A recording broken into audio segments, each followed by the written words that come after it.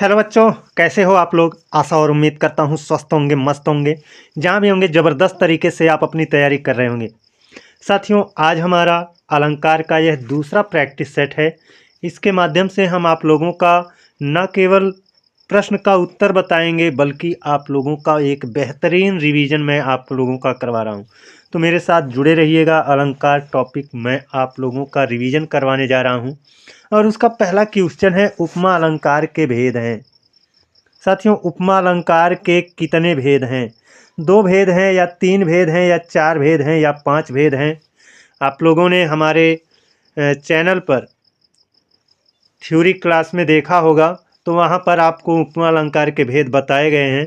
और उपमा अलंकार के जो भेद होते हैं उनके नाम होते हैं, एक होता है आपका पूर्णोपमा अलंकार, पूर्णोपमा अलंकार।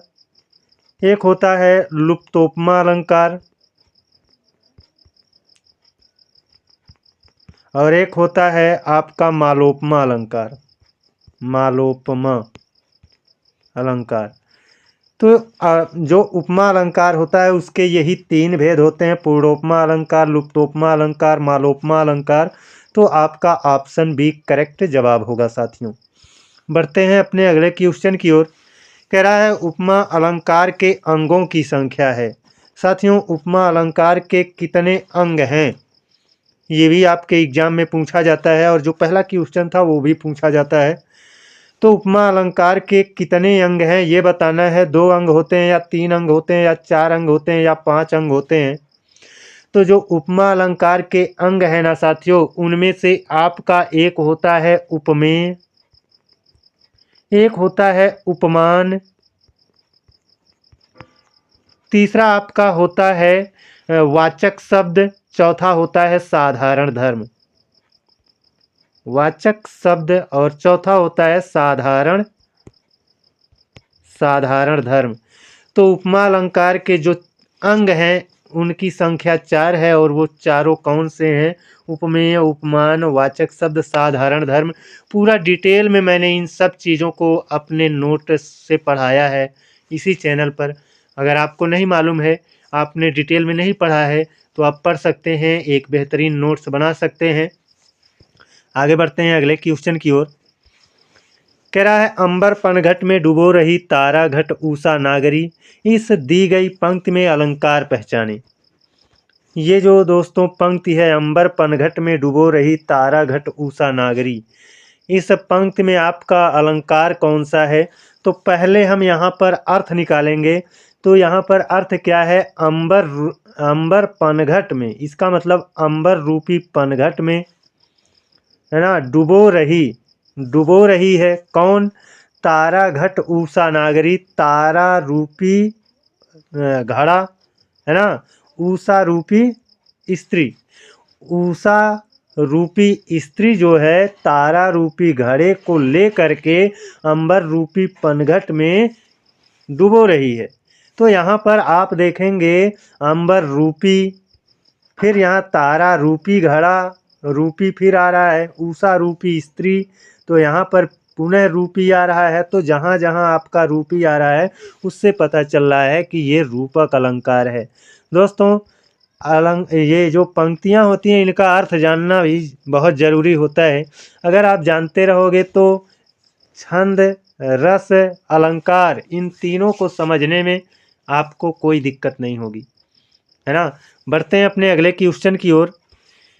कह रहा है, काम सा रूप प्रताप दिनेश सा सोम सा शील राम महीप का, इस पंक्ति में अलंकार है।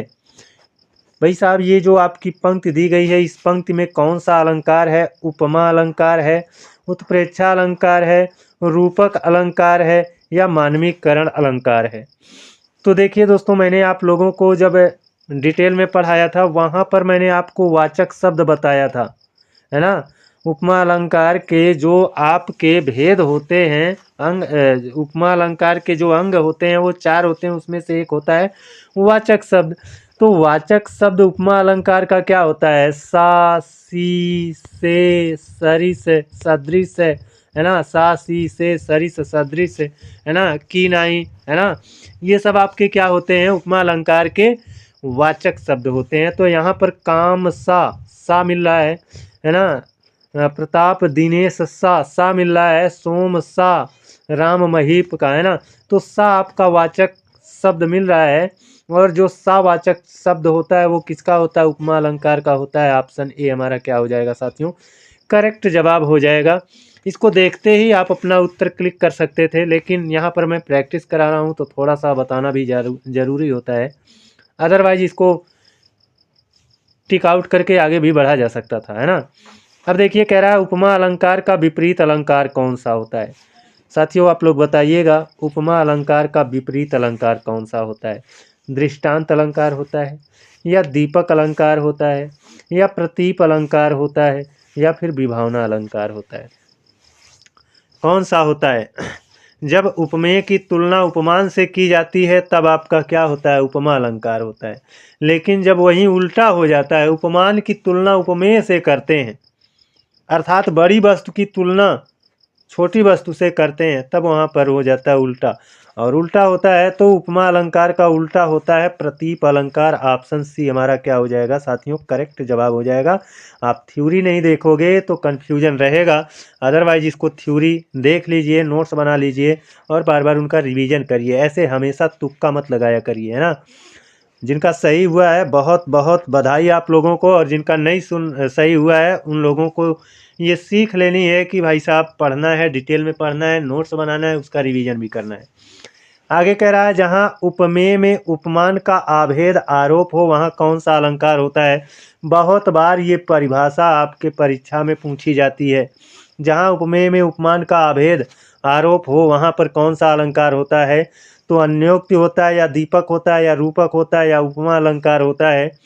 तो जहाँ पर ये अभेद शब्द पा जाओ ना, अभेद आरोप, वो रूपक में होता है साथियों। किस में होता है? रूपक में होता है। तो ऑप्शन सी हमारा क्या हो जाएगा? करेक्ट जवाब हो जाएगा साथियों। अब बढ़ते हैं अपने अगले क्वेश्चन की ओर। कह रहा है, ले चला साथ में तुझे कनक, ज्यों भिक्षुक लेकर स्वर्ण झनक, है ना। तो यहाँ पर क्या है कि ले चला साथ में तुझे कनक, है ना, ज्यों भिक्षुक लेकर स्वर्ण झनक। तो आप लोगों को ये ज्यों वाचक शब्द बताया गया होगा किस अलंकार का है। मैंने अपने थ्योरी क्लास में ये सब बता रखा है ना। तो ये ज्यों जो वाचक शब्द होता है ये आपका मानवीकरण अलंकार में, सॉरी मानवीकरण दिमाग से में आ गया, ये किस अलंकार में है? तो देखियो, मनहु, मनहु मानो, जनहु जानो, है ना, मनु जनु, ये शब्द जो आपके वाचक शब्द मिलते हैं, और ये ज्यों भी, ये आपका उत्प्रेक्षा अलंकार का होता है। ऑप्शन सी इसमें क्या हो जाएगा? करेक्ट जवाब हो जाएगा। जहां आपने याद किया होगा मनहु मानो जनहु जानो, वहां पर ज्यों को भी आप ऐड कर लीजिएगा। ये ज्यों भी आपका क्या होता है? उत्प्रेक्षा अलंकार का वाचक शब्द होता है।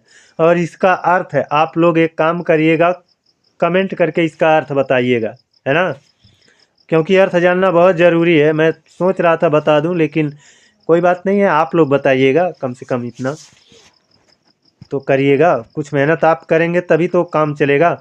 ये कह रहा है, बांधा था बिध को किसने इन काली जंजीरों से, मणि वाले फड़ियों का मुख क्यों भरा था हीरों से। इस पंक्ति में कौन सा अलंकार है? उपमा अलंकार है, रूपक अलंकार है, उत्प्रेक्षा अलंकार है, या फिर आपका अतिशयोक्ति अलंकार है?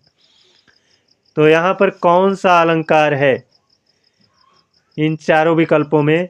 देखिए दोस्तों, यहाँ पर जब यहाँ पर देखो क्या है ना, इन पंक्तियों को आप पढ़ोगे तो आपको लगेगा कि यहाँ पर बात कुछ बढ़ा चढ़ा करके कही गई है, और जहाँ पर बात बहुत बढ़ा चढ़ा करके कहा जाता है वहाँ पर होता है आपका अतिशयोक्ति अलंकार। कौन सा अलंकार होता है? अतिशयोक्ति अलंकार। हमारा ऑप्शन डी करेक्ट जवाब होगा। अब बढ़ते हैं अगले क्वेश्चन पर। कह रहा है, जहाँ साधन के रहते हुए भी कार्य ना हो पाए, साधन रहेगा फिर भी कार्य नहीं हो पाएगा, वहाँ पर कौन सा अलंकार होता है ना। साधन होते हुए कार्य ना हो पाए, अन्योक्ति अलंकार, विभावना अलंकार, विशेषोक्ति अलंकार, अतिशयोक्ति अलंकार। अभी जस्ट चौथा वीडियो जो मेरा थ्योरी क्लास का चौथा वीडियो था उसमें मैंने बता रखा है, बहुत ही डिटेल में मैंने क्लास कराया है कि साधन रहेगा फिर भी कार्य नहीं होगा, तो ऐसे में होता है विशेषोक्ति अलंकार। क्या होता है? विशेषोक्ति अलंकार। और इसी का विपरीत आपका होता है विभावना अलंकार। ये भी चीज़ बताई गई है। अब बढ़ते हैं अगले क्वेश्चन पर। कह रहा है यह मुख है या चंद्र है, यह मुख है या चंद्र है में कौन सा अलंकार है? संदेह अलंकार है, विभावना अलंकार है, भ्रांतिमान अलंकार है या रूपक अलंकार है? तो याद कर लीजिएगा, ये जो आपका या होता है, अथवा होता है, ये सभी आपके वाचक शब्द होते हैं आपके संदेह अलंकार के। किस अलंकार के? संदेह अलंकार के। ऑप्शन ए हमारा क्या हो जाएगा? करेक्ट जवाब हो जाएगा। साथियों, ज़्यादा क्वेश्चन मैं सेलेक्ट नहीं कर पाता हूँ। मेरे लिए समस्या ये है कि टाइम मेरे पास कम रहता है, जिसकी वजह से मैं ज़्यादा क्वेश्चन टाइप नहीं कर पाता हूँ। खुद टाइप करना होता है, खुद वीडियो बनाना होता है, खुद शूट करना होता है, मतलब सब कुछ अपने A to Z अपने ही करना पड़ता है, जिस वजह से टाइम नहीं मिल पाता है। और थोड़ा सा घर की जिम्मेदारी भी है ना। लेकिन जितने भी क्वेश्चन हैं आपके बहुत अच्छे मैंने क्वेश्चन सेलेक्ट किए थे, सारे के सारे एग्जाम में ट्रेंड करने वाले क्वेश्चन हैं।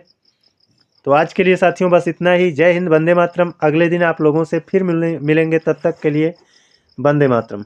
हमारी यह class SSC GD, UPP, UP TET, C TET, super TET, REET, Bihar शिक्षक भर्ती, UP लेखपाल, समीक्षा अधिकारी, TGT, PGT, LT ग्रेड सहित class 8, class 9, class 10, class 11, class 12, BA, MA सभी परीक्षाओं के लिए उपयोगी है।